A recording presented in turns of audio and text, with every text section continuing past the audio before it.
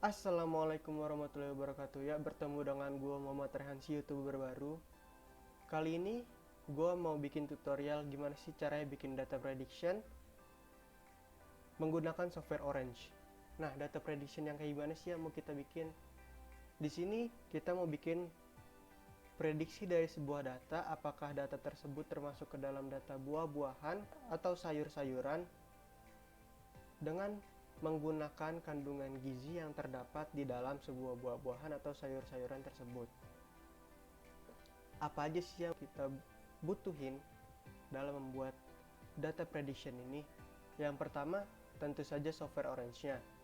Setelah itu, kita membutuhkan data acuannya. Nah, data acuan ini kebetulan gue udah bikin nama sayur-sayuran ada di sini semua. Sayur-sayuran insya Allah ada semua. Terus di sini klasifikasinya dia sebagai apa? Misalkan bayam pasti sayur-sayuran dong. Nah, terus bayam ini di dalamnya mengandung berapa kilokalori, berapa persen protein, berapa lemak yang dikandungnya, karbohidratnya, dan macam-macamnya. Di sini juga ada data-data buah-buahan, tepatnya di bawah. Nah, ini gue juga udah bikin buah-buahannya. Ini banyak kok di Google, pasti ada. Terus setelah itu apa aja yang kita butuhin selain itu? Yang kita butuhin selain data acuannya adalah tentunya data yang kita cari. Nah, data yang kita cari misalkan dia memiliki sekian kilokalori, protein sekian persen, dan ini harus dibuat sama seperti data yang kita buat jadi acuannya. Nah, ini sama persis. Terus sengaja gue bikin namanya tanda tanya biar kaget aja gitu nanti pas hasilnya keluar. Nah, gimana sih cara mulai memprosesnya? Pertama, kita buat filenya. Filenya kita input. Yang kita input di sini adalah file acuan. File acuan di sini itu memberi sebagai data acuan.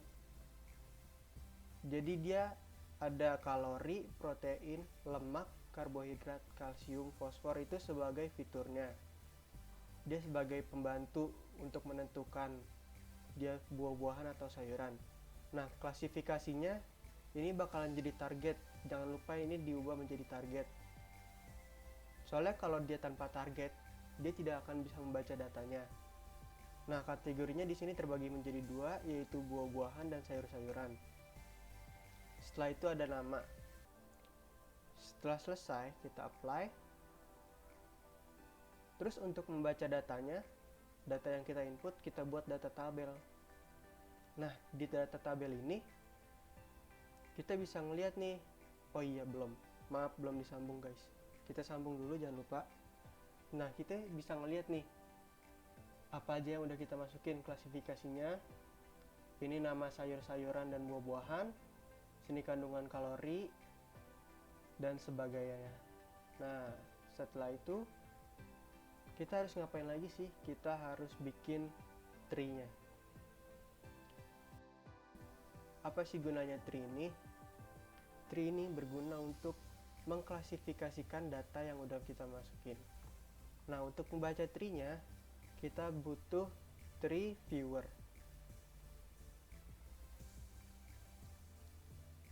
Jangan lupa disambung biar nggak kosong. Nah, di tree viewer ini kita ngelihat nih sayur-sayuran itu mengandung fosfor berapa persen, proteinnya berapa persen, karbohidrat berapa persen. Kita bisa lihat nih yang udah diklasifikasiin sama si tree-nya itu. Nah, terus apa lagi yang kita butuhin? Kan tadi kita memiliki data yang kita cari kan. Kita bikin file lagi yang kedua, kita input file yang kita cari. Untuk inputnya, kita klik bagikan, salin link. Nah, kalau udah disalin, kita paste linknya. Paste di sini, pakai URL. Nah, reload. Nah, kan udah kebaca nih. Ini semuanya fitur karena yang ada di sini adalah data yang akan kita cari. Jadi nggak ada yang perlu diubah. Kalau udah, kita bikin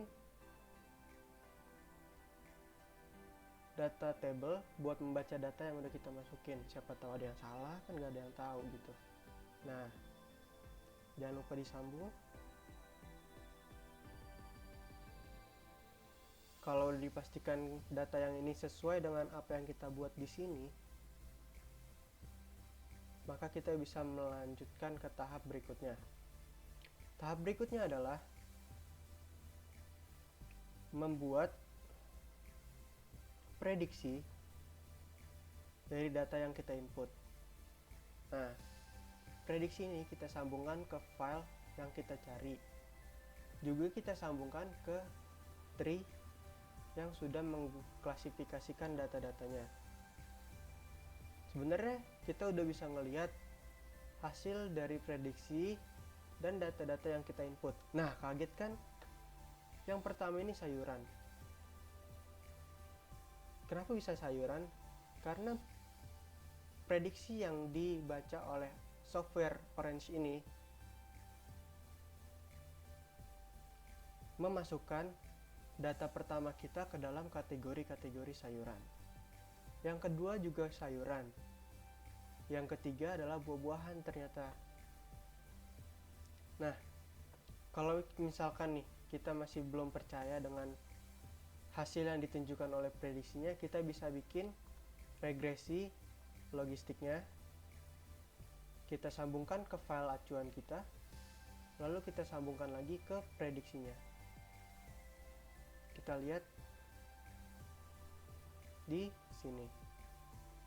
Nah, hasil dari prediksi yang tadi ditunjukin ternyata udah benar nih, udah sesuai dengan logistik regresinya. Selanjutnya, kalau udah kayak gini berarti kita udah berhasil untuk menentukan klasifikasi mana yang buah-buahan dan mana yang sayur-sayuran. Oke, sekian dari saya. Terima kasih.